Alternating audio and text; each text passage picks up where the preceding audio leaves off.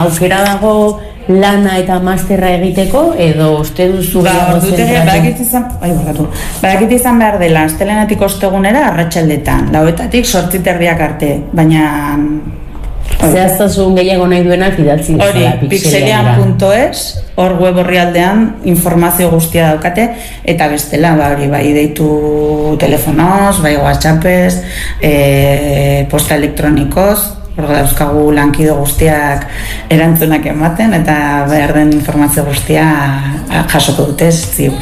Ederki, Oiane Tejadas, mila esker azalpen guzti hauek emateagatik, eta aurkituko dugu, bertza itzakiaren bat, ona hurbiltzeko, eta ziurre marketing klubera bueltatuko garela.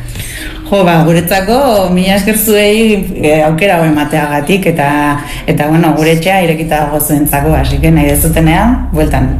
Ederki, ongi izan, aio. Venga, eskerrik asko, agor.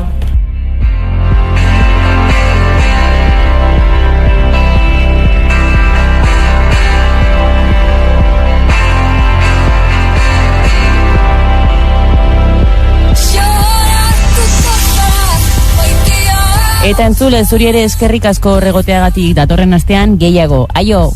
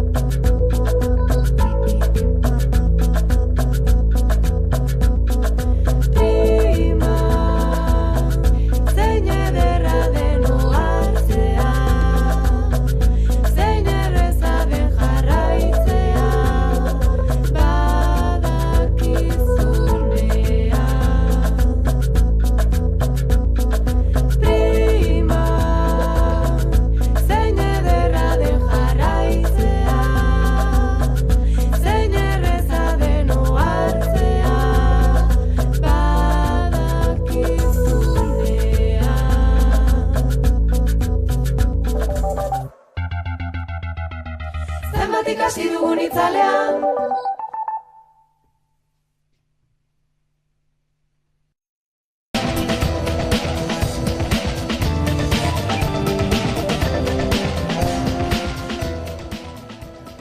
Parisko zigor auzitegiak errudun jo ditu Jan Noel Etxeberritxetx eta Beatriz Moye bakegileak, baina zigorrik ez ematea erabaki du. Ondorioz ez ditu terrorismoaren kontrako Frantziako fiskaltzaren zigor eskaerak jarraitu.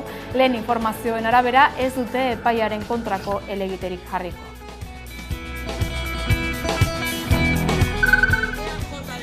Pentsioen sistema propio eta publiko bat lortzeko bidean urratsak galdegin ditu labek eta trantsizio horretan sindikatuaren ustez egingarriak diren zenbait proposamen ausart plazaratu ditu.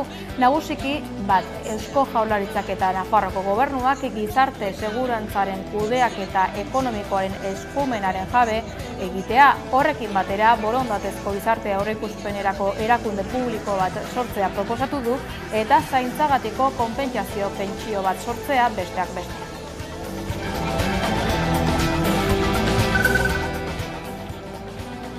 Jaurlaritzak kautelaz Profersa enpresa ixteko agindua eman zuen atzo, 2 astean 2 istripu izan baitira, eta 15 egun eman dizkio enpresari konponketa teknikoak egiteko Europa Press albiste agentziaren arabera. Aldaketak egin ostean, Eusko Jaurlaritzak ikusten badu konponketa horiek eragin positiboa izan dutela, lantegia berriro irekian izango dute. Hauteskunde porrotaren ostean, behin-behineko dimisioa idatziz iragarri ostean, Oriol Junquerasek esan du militantziaren babesa bilatuko duela alderdia zuzentzen jarraitzeko eta azaroaren 30ean RTek egitekoa duen Kongresu Nazionalari begira esan ditu adierazpenok era berean kargua uzteko presiorik jaso ez duela nabarmendu du. Bartzelonan egindako agerraldi batean buruzagi ezkertiarrak esan du gogotsu eta baliagarri ikusten duela bere burua alderdia gidatzen jarraitzeko, baina horretarako militantziaren babesari eta berritua behar duela.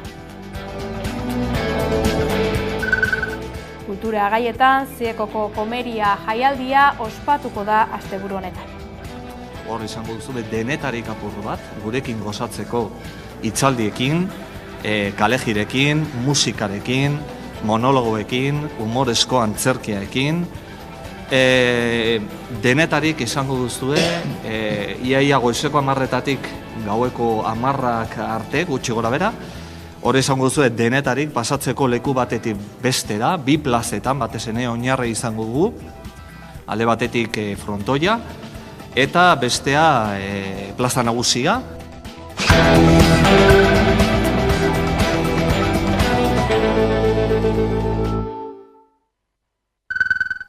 Ongi etorri, Lusuko operazioan atxilotutako Jan Noel Etxeberri Txetx eta Beatriz Molle bakearen artisauak errudun jo dituzte, baina zigorrik ez ezartzea erabaki du Parisko zigor auzitegiak, 2 ekintzaileen helburua bake prozesuan laguntzea zela onartuta.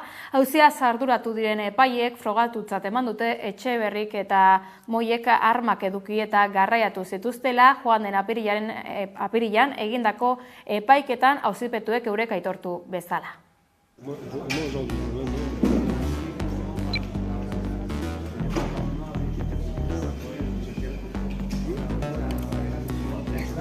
Horrean guk kasu guzetan beti pentsatu dugu egin duguna beharrezkoa zela eta berriz egin beharko bagenu egingo genuke. Zenta erragin biziki baikorra ukandu gizarte osoaren dako, orain lana gelditzen da, egiteko presoak eta ieslariak itzuli behar dira.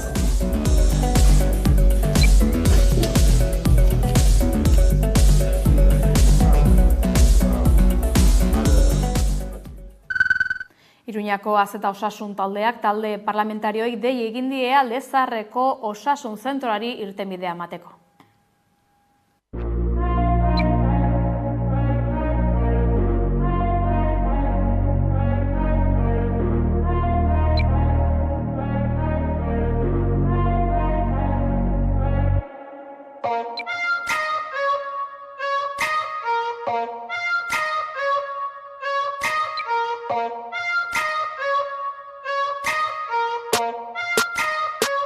Baina badago Galeria kalean berja bat, ze handik sartzen bazara, irekita izaten bada, dago ate bat sartzeko zentroan. Eta modu horretaz ez duzu aldaparik igo behar, eskalerarik igo behar, eta zuzena eramaten zaitu asensorera, eta ja handik admisiora.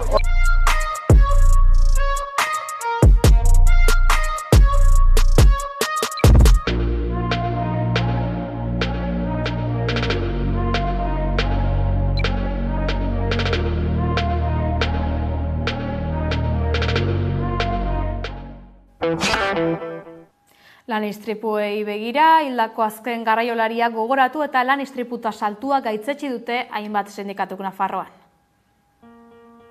Sindikatuak Inbarkoaingo garraioaren hirian bildu dira errepidean hildako azken garraiolaria gogoratzeko eta lan istripu kopuru handia salatzeko. Anet Nafarroako garraio enpresen elkartearen aurrean elkartu dira. Patronalak eta instituzioek gaixotu eta hiltzen gaituzte. Lanpostuetan heriotza gehiagorik ez. Prekarietateak hiltzen du leloarekin. Astelenean Ejea de los Caballerosen Zaragozan garraiolari nafarra hil zen. Azkenekoarekin 8 garraiolari izan dira aurten hildakoak. Sindikatuek berriz salatu dute lanbaldintza prekarioak daudela ez behar horien atzean.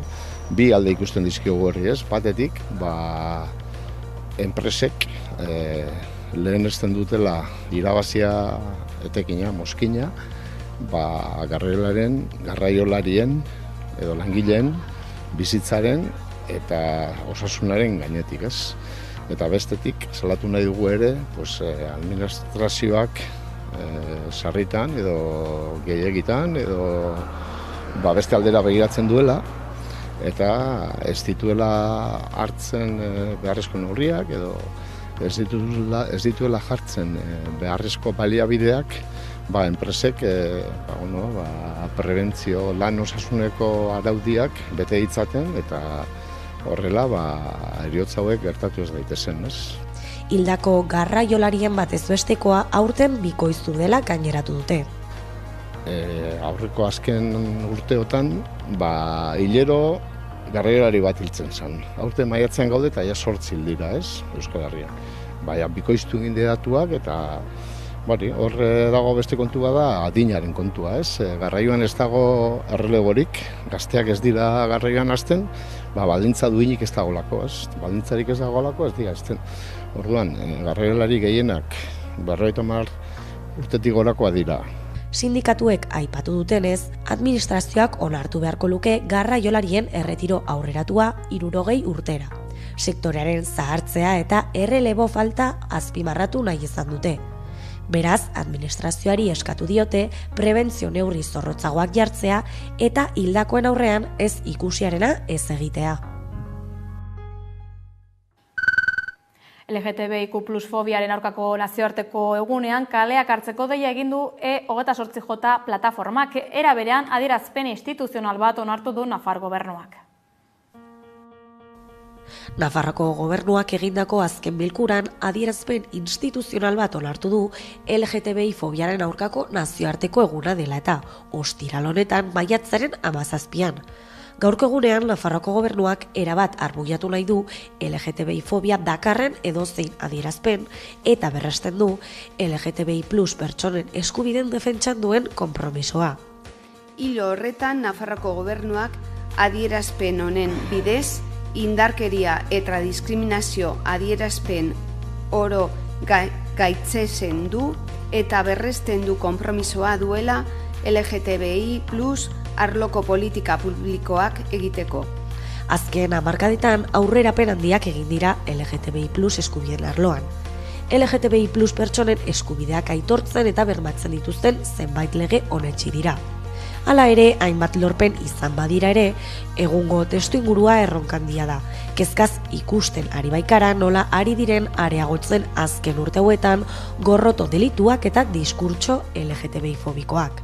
Adibidez, azken 2 aste hauetan gutxienez 2 eraso homofobo izan dira. Eta jakina denez, indarkeria LGTBI fobikoaren adierazpen horiek iziberraren punta baino ez dira. Nafarroko gobernuarentzat LGTBI+ eskubideak giza eskubideak dira, eta halakotzat babestu eta defendatu behar dira. Hizkuntza politikan jauzi bat egiteko eskatu die euskalgintzak erakundei. Udane Arbeo. Euskalgintzaren ordezkaritza zabal bat Baionako askatasunaren plaza honetan batu da, zehazkia 2 hilabete igaro dira korrika bertan amaitu zenetik Euskal Herritar asko bertan izan ziren euskararen alde eginez eta bultzada hori jarraipena eman asmoz hizkuntza politiketan eta euskararen erabileran jauzi bat egitera deitu dute euskalgintzatik, hain justu euskaraldirako urtebete falta den honetan.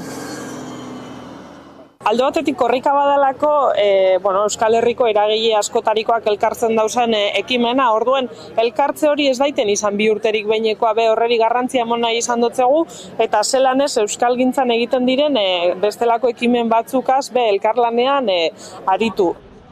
Euskal Herri osorako behar dugu noranzko jakin bat. Baina egia da, zoritxarrez, partizio administratibo bat bizi dugu, horre gainera askotan zatiketa, indartu egiten du, eta momentu honetako errealitateari, bai soziolinguistikoari, eta bai indar harreman politikoei dagokiela ere, tokian tokiko erantzunak eta proposamenak egitera eramaten gaitu. Ipar Euskal Herrira etorrita, Lapurdi Baxenabarreta Zuberoara bertako euskalgintzak egina du euskari zehatza, adierazia du larrialdi linguistikoan direla, UNESCOren parametro bat erabiltzen dute horretako, hiztunen eina gizartean 30%koa izan behar duela, erreproduzioa gerta dadin, Ipar Euskal Herrian momentu honetan hortik urrun dira, eta eskaria bada diseinatzea hizkuntza politika 2050an 30% hortara iritsiko direnak, ezta. Horrek esan nahi ditu gauza asko, horrek esan nahi du hezkuntzan apostu indartsuak egitea, astealdian apostu indartsuak egitea. Zer esanik ez, helduen euskalduntze alfabetatzean momentu honetan, gero eta estrategikoago bihurtzen ari den sektorea da, Euskal Herritar berriak gero eta gehiago ditugulako.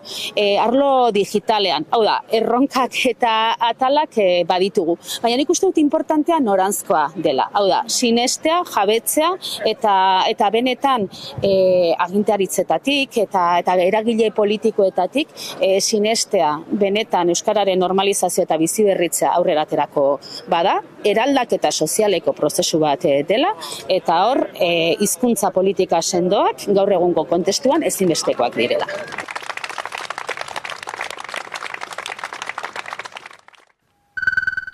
Aldatu Gidoia mugimenduak 2023ko irailean egin zuen lehen agerraldia eta orduko hartan hainbat kezka eta aldarrikapen plazaratu zituen. EITB-ren azken urteotako norabidearekin arduratuta dago mugimendua eta euskara erdigunean jartzea aldarri egingo du maiatzaren 18an Gasteizen arratsaldeko 5:00 hasiko den mobilizazioan. Mobilizazioa izango dugu hizpide gaurkoan Jonjo Agirre Aldatu Gidoia ekimeneko bozeramailearekin. Ongi etorri, Jonjo.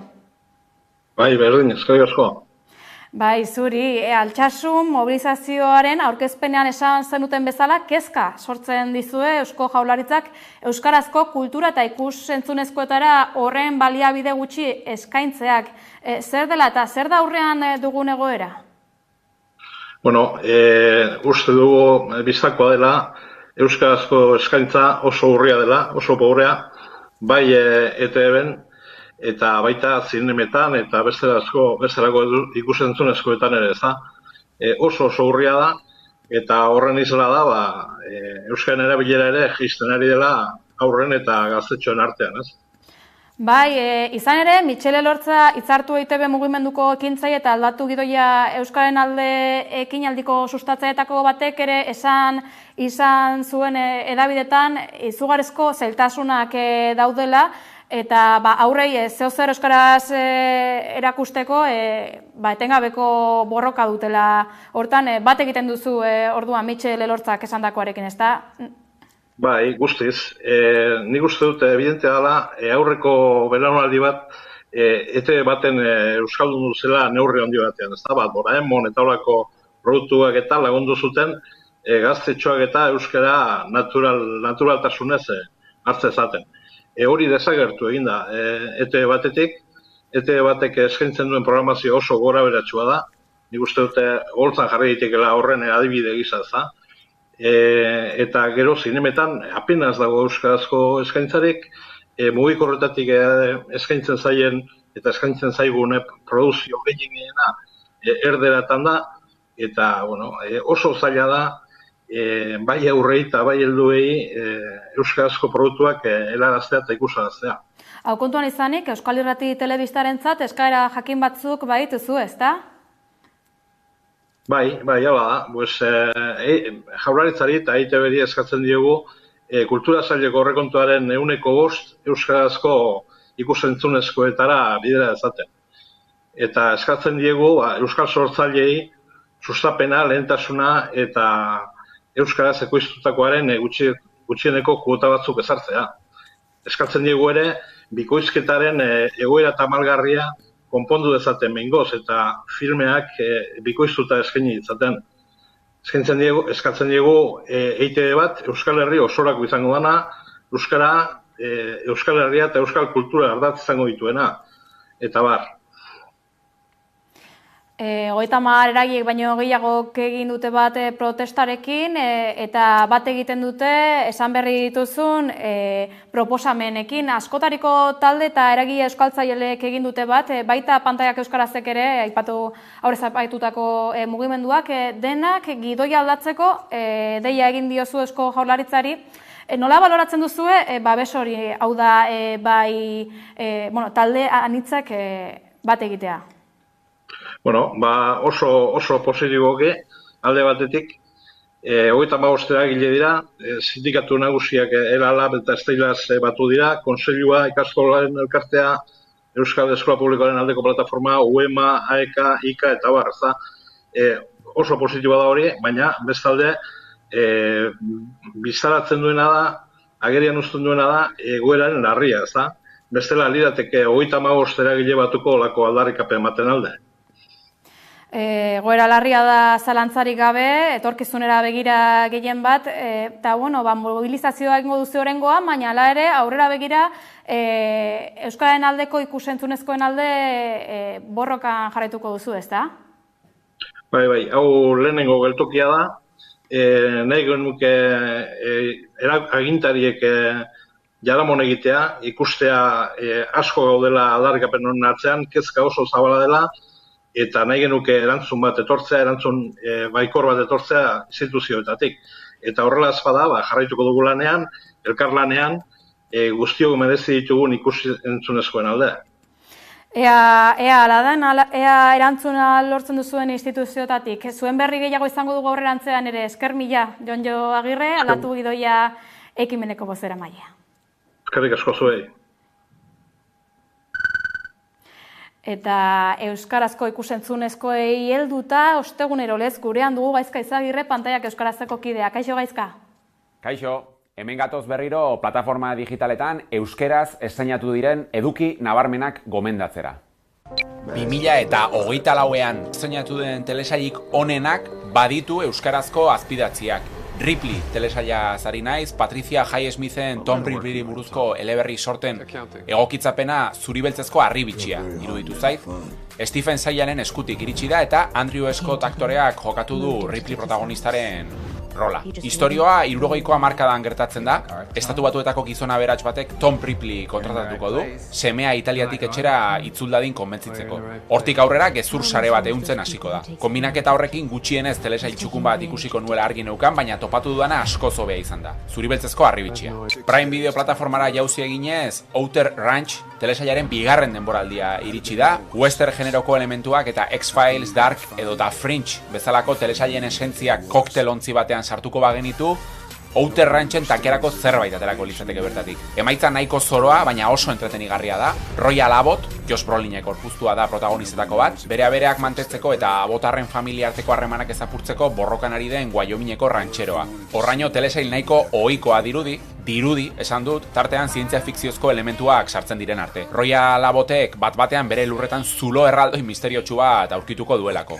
Ezerezetik agertu eta espazio denboraren atari moduko bat dirudiena. Filmin plataformatik, Oscar sarietan 6 izendapen izan zituen Carol, Todd Haynessen pelikula ederra, Kate Blanchett, Rooney Mara protagonista dituena, eta New York hirian 50ko hamarkadan girotzen dena. 1983ko Carlitos Way Maixulena ere euskeraz azpidatzia ikusteko plazerra izango dezue. Al Pacino eta Brian De Palma berriro indarkeria, droga eta mafiaren unibertso ilunean elkartu zituen film zirraragarria. Eta primeran plataformaan udaberriaren sagarapena. Telmo Iruretak film honi esker irabazi zuen Goya saria. Gogoratu, asteko estreinaldi guztiak zeintzuk izan diren jakin nahi izanez gero, zernonikusi.eus webgunea daukazuela. Etorkizuneko agendari begira ona astebururako hainbat ekimen Ziekoko komeria jaialdia egingo da asteburu honetan. Mikel Klaber. Raúl Zima, Susana Soleto, Jogurina Boroba, komediaren izen handiak bilduko dira asteburu honetan heltzegon Ziekoko komeria jaialdiarekin. Gorka Aginagalde eta Asier Alvarezek sustatutako topaketen lehenengo edizioa izango da aurtengoa, larunbat eta igandean burutuko dena. Hitzaldiak, bakarrizketak, tailerrak nagusi izango dira, Eltzegoko kaleetan eta nagusikei barreak eta giro ona. Komediak Eltzegoko kaleak hartuko ditu maiatzaren 18 eta 19an Ziekoko komeria jaialdiaren lehenengo edizioarekin. Raúl Zimas, Oskar Terol, Susana Soleto edo Jon Plazaola bezalako humoristak bilduko ditu jaialdiak. Arabako Errioxan umorea eta komedia honenaz gozatzeko aukera eskainiz. Hor izango duzu denetarik apur bat, gurekin gozatzeko hitzaldiekin, kalejirekin, musikarekin, monologoekin, humorezko antzerkiaekin, denetarik izango duzue, iaia goizeko 10:00 gaueko 10:00 arte, gutxi gora bera, hor izango duzue denetarik pasatzeko leku batetik bestera, 2 plazetan, batez ere Oinarri izango dugu, alde batetik Frontoia, eta bestea plaza nagusia. Gorka Aginagalde eta Asier Alvarez izan dira jaialdiaren antolatzaileak, jai giroan umorea ospatzeko helburuarekin. Raúl Zimas izango da jaialdiari hasiera emateko arduraduna, larun batean, goizeko 10:30. Ondoren, kaleko antzerkia, hitzaldiak, bakarrizketak, aire zabaleko zinema eta musikaz gozatu ahal izango dugu. Aurrentzako ekimenak ere egongo dira, ala nola, Mintxo Zemilanen eskutik datorren karikatona edo Ekain pailazoaren ikuskizuna. Eltzego barrez beteko da asteburuan, luze irauteko asmoarekin jaio den Ziekoko komeria jaialdiaren lehenengo edizioari esker. Itxasoa berriz erakusmaietan izango da Bermeon Arrainazokan sustraietara bueltatuta dator 30. Arrainazoka. 1, 2, 3.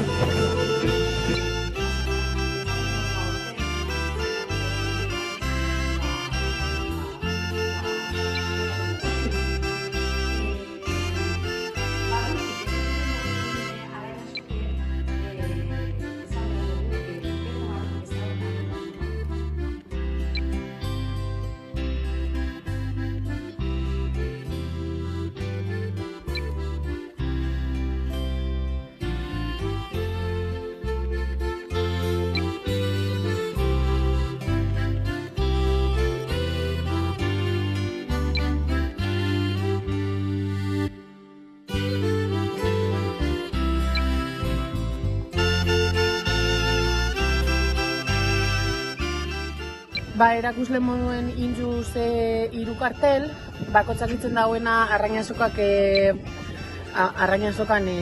basiek azaldu, ezta? Bat izango lekide arrantzie, bestie arrain konserban mundue, arrain konserberak, eta gero azkenik errize.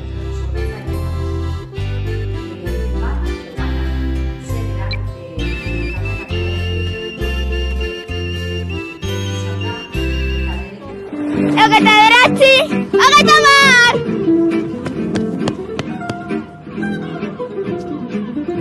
10! Hogeita 10. Arrainazoka.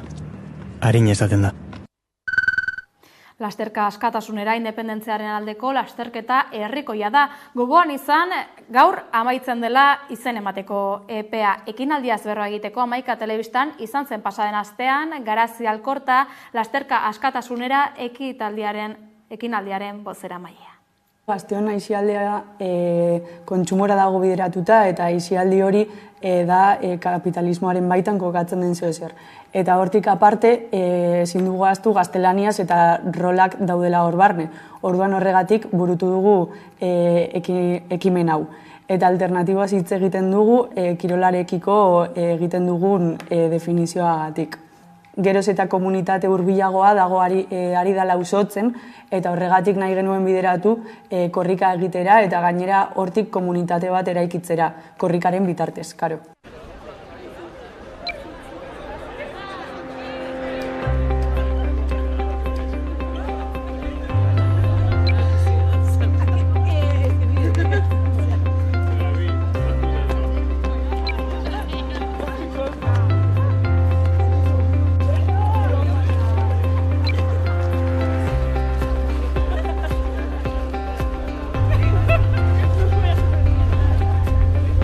Maiatzaren 18ko lasterketa ez da edozein lasterketa. Independentziaren aldeko lasterketa bat da. Herritik egina herriarentzat. Bestelako aisialdi era batzuk posibleak direlako, eta hiriburuko kaleak gureak ere badirelako. Hartu dezagun Bilbo independentziaren alde. Zabaldu lau haizetara, badator, eman izena, lagur.eus, lasterka 24 atarian.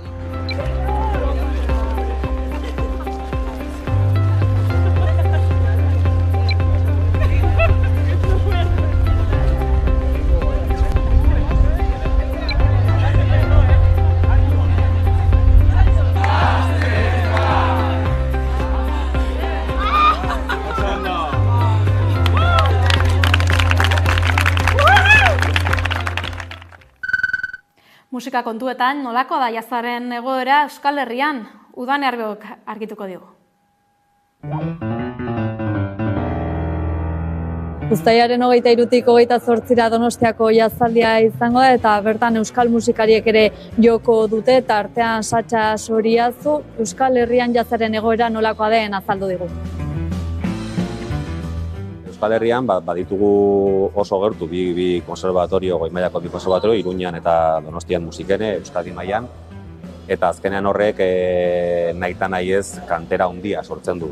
Musikari asko hemen geratu gera, beste batzuk kanpora joan dira, baina azkenean lehen bazoden musikariak eta oso onak, baina gutxiago, nahita nahi ez. Eta honek sortu du kantera bat oso zabala, proiektu asko daude, orduan lehen esaten duenaren arira ere bai egia da jotzeko aukerak ez direla inbeste, baina baita ere eskaintza oso handia da. Jende asko gaude orain, zorionez orokorrean, eta zoritxarrez guretzat, alde batetik kompetentzia handia dagoelako, kompetentzia oso ona da, generoarentzako oso ona da, zeren proiektu asko gaude, batzuk oso onak, beste batzuk, ez dakit ezain onak, edo igual, edo jende bati gustatuko zaizkionak, beste bati ez, baina bai badago eskaintza handia, hori behintzat bai, eta hori beti da ona. Gero ja egoera orokorrean badakizu beti musikariak eta aktoreak, eta ez da beti kejatzen gabiltza, beti gabiltzala pixka bat, ez dakit, egunerokotasunera alden bezala eramaten, baina orokorrean gizartarentzat edo kulturarentzat ona da.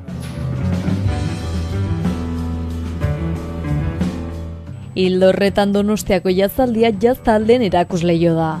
Musika genero honetako proiektu anitzak ezagutzeko aukera ematen du. Jazaldiko ni bertakoa naiz, oso gertukoa, orduan jazaldira danbakit etortzen, uzet, 30 urte honekin, ikusle bezala. Orduan txikitatik ikusle bezala parte hartu duzun toki batean, noizean behin, 17 aldiz ez, ojala, baina desente, parte hartzea beti da berezia, zeren da etxeko festivala, baina ikuste zu baita ere proiektzio handia daukala, eta orduan ilusio egiten du beti, egia esan zen ez da urtero gertatzen den gauza bat ere. Donostian olako jaialdi bat izatea da kriston oparia, zeren ez bagenu, hau izango bat ez bagenu, zakit. Baina egia da gero urtean zehar badirela gauzak, baina agian Donostiko jaialdia izateak, jazaldi izateak isladatzen duela agian errealidadea pixka bat ez dakit distorsionatuta edo, zeren kanpoko jende asko dit Donostiarra, ke guai, ze ondo, jazaldiarekin oso ondo, baina gero urtean zehar ez pentsa inbeste aukera dagoenik. Baina, ez Donostian, ez orokorrean Euskal Herri mailan badaude gauzak, noski, eta badago jendea batez ere erakunde pribatuak edo lokal pribatuak kriston esfuerzo egiten ari direnak, eta jaialdiak zorionez ditugu hemen 3 jaialdi oso potente, Getxo eta Gasteiz eta Donostia, baina horrek agian esladatzen duena edo ematen duen inpresioa igual ez da dirudiena bezain polita. Satxa Soriazuk uztailaren 25ean joko du Donostiako jazaldian Victoria Eugenia Antzokian eguerdiko 12:00.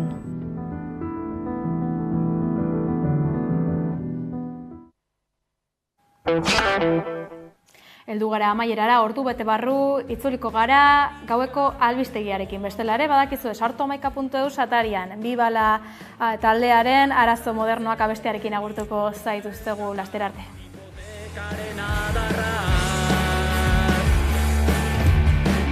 Favorito edo retuit, kolakaua edo neskuit, zarako praka apurtuekin, aitaren atorra zarra.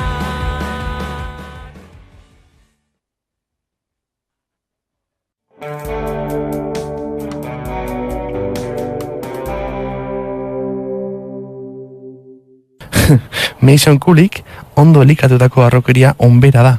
Harrokeriako zitia despota da.